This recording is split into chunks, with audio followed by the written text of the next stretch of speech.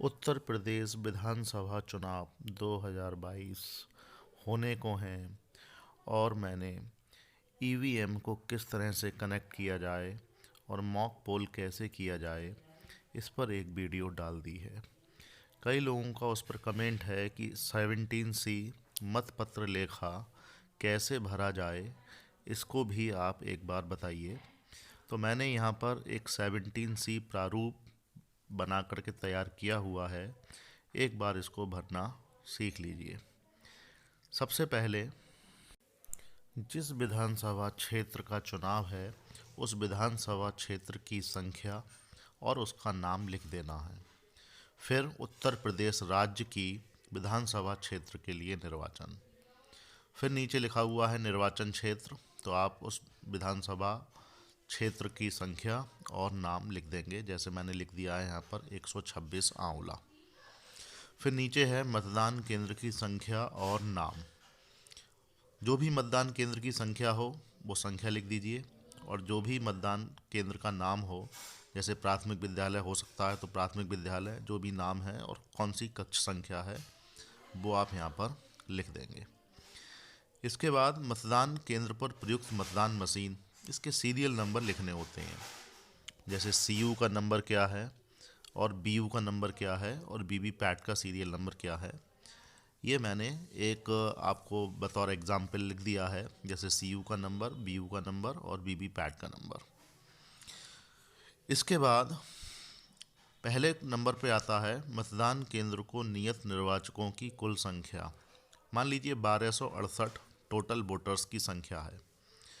इसके बाद 17 का रजिस्टर में प्रविष्ट मतदाताओं की कुल संख्या। जो 17 का में कुल प्रविष्ट संख्या है वो कितनी है, मान लीजिए 728। मैंने यहाँ लिख दिया 728। इसके बाद तीसरे नंबर पर है 49 ओ नियम के तहत मत रिकॉर्ड नहीं करने का विनिश्चय करने वाले मतदाताओं की संख्या। ये वो मतदाता होते हैं जो प्रथम मतदान अधिकारी, द्वितीय मतदान अधिकारी और तृतीय मतदान अधिकारी से भी पास हो जाते हैं, लेकिन लास्ट में वोट ना डालने का निश्चय करते हैं। ऐसे मतदाताओं की संख्या हम आगे लिख देते हैं। मान लीजिए मैंने लिख दिया 2। इसके बाद नियम 49M के अधीन मतदान के लिए अनुज्ञात नहीं किए गए मतदाताओं की संख्या। ये वो मतदाता होते हैं जो जिनको वोट डालने की हम परमिशन नहीं देते हैं, या तो ये 17A रजिस्टर पर साइन नहीं करते या ये गोपनीयता भंग करने की कोशिश करते हैं। ऐसे वोटर्स को हम वोट डालने की अनुमति नहीं देते हैं। मान लीजिए ऐसे वोटर्स हैं 2। इसके बाद 5वें नंबर पर है 49MA के तहत परीक्षण मत। परीक्षण मत का मतलब होता है कि यदि कोई वोटर वोटिंग कंपार्टमेंट से निकलने के बाद ये कहता है कि मैंने वोट फलां पार्टी को दिया था, लेकिन पर्ची उस पार्टी के चुनाव चिन्ह की नहीं गिरी बल्कि किसी और चुनाव चिन्ह की गिरी, तब हम ऐसे में उस वोटर को कहेंगे कि हम परीक्षण मत डलवाते हैं। यदि तुम्हारी बात गलत हुई तो फिर तुम पर 1000 रुपये का जुर्माना पड़ सकता है, और यदि तुम्हारी बात सही हुई तो फिर चुनाव वहीं पर रोक दिया जाएगा। ऐसे में हम उस मतदाता का 17A में एक बार फिर एंट्री करते हैं। मान लीजिए हमने उसकी 17A पर एंट्री करी, एक बार 144 नंबर पर और एक बार 145 नंबर पर, और हमने उसे 2 परीक्षण मत डालने दिए। तो हम लिख देंगे कि हमने 2 परीक्षण मत डलवाए, और एक उसकी एंट्री की हमने 17A रजिस्टर के 144 नंबर पर, और एक हमने एंट्री की उसकी 17A रजिस्टर पर 145 नंबर पर। ये जो 2 वोट होते हैं ये काउंटिंग के समय घटा दिए जाते हैं। मशीन में ये वोट डाले जाएंगे और 17A में भी इसकी एंट्री होगी। अब हमने परीक्षण वोट डलवाया। मान लीजिए एक ऐसे उम्मीदवार को जिसका क्रमांक 2 है, अभ्यर्थी का नाम धर्मपाल सिंह, और वोट दिया 1। इसके बाद अभ्यर्थी का क्रमांक 3 RK शर्मा, वोट दिया 1। अगर जिसको वोट दिया वही पर्ची गिर रही है तो फिर मतदान आगे चलता रहेगा और इन वोटों की संख्या को काउंटिंग के समय घटा दिया जाएगा। लेकिन यदि पर्ची गलत आ रही है तो मतदान स्थगित कर दिया जाएगा और आरओ को सूचना दे दी जाएगी। यदि पर्ची सही है तो फिर आगे देखिए, मतदान मशीन के अनुसार रिकॉर्ड किए गए मतों की संख्या 724, जबकि 17A हमारा बोल रहा था 728। अब 4 कम हो गए मशीन में, क्योंकि 2 लोगों ने वोट डालने से मना किया था और 2 लोगों को हमने वोट डालने नहीं दिया। तो हम क्या करते हैं, 2 और 2 4, 17A में से टोटल एंट्री घटा देते हैं, तो 724 और ये मैच करती है, तो आगे लिख देंगे मेल करती है।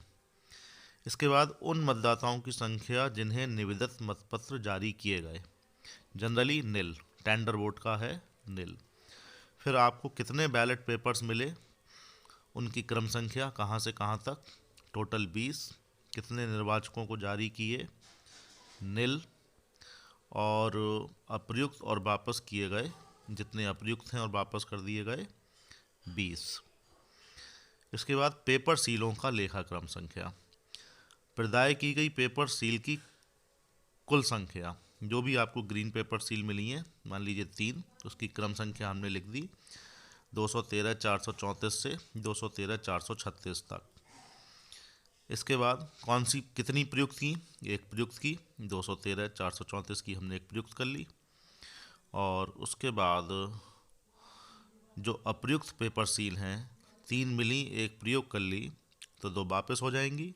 जो वापस की, उन वापस ग्रीन पेपर सीलों की संख्या देखिए, रिटर्निंग ऑफिसर को वापस की गई अप्रयुक्त पेपर सील 2। क्या क्रम संख्या है, वो क्रम संख्या हम नीचे यहाँ पर नोट कर देंगे, साथ ही साथ मतदान अभिकर्ताओं के वहाँ पर हस्ताक्षर ले लेंगे। इसके बाद यदि कोई पेपर सील क्षतिग्रस्त हो गई हो तो उसकी संख्या, अगर नहीं हुई है तो निल लिख देंगे, अगर हुई होगी तो उसकी संख्या लिख देंगे, उसकी क्रम संख्या लिख देंगे। 6 कॉलम थे पोलिंग एजेंट्स के, हमने 3 के देखिए साइन कराए हैं, 4 5 6 खाली छोड़ दिया है। इसके बाद स्थान, तारीख, पीठासीन अधिकारी के हस्ताक्षर और मतदान केंद्र का क्रमांक और संख्या जो है। इस तरह से ये 17 कंप्लीट हो जाता है। बहुत आसान है इसको बनाना। और इस 17 की एक प्रति हम कंट्रोल यूनिट के साथ भी बांध देंगे और एक एक मतदान अभिकर्ता को भी प्रोवाइड। इसकी 2 प्रतियां सामग्री के साथ खुले में भी जमा होती हैं। यदि आपको ये वीडियो अच्छी लगे तो कमेंट करके बताइएगा, और यदि फिर भी कोई आपको कमी लगती है, कोई डाउट हो, तो कमेंट बॉक्स, हम आपके डाउट्स को दूर करने का प्रयास करेंगे। बहुत बहुत धन्यवाद।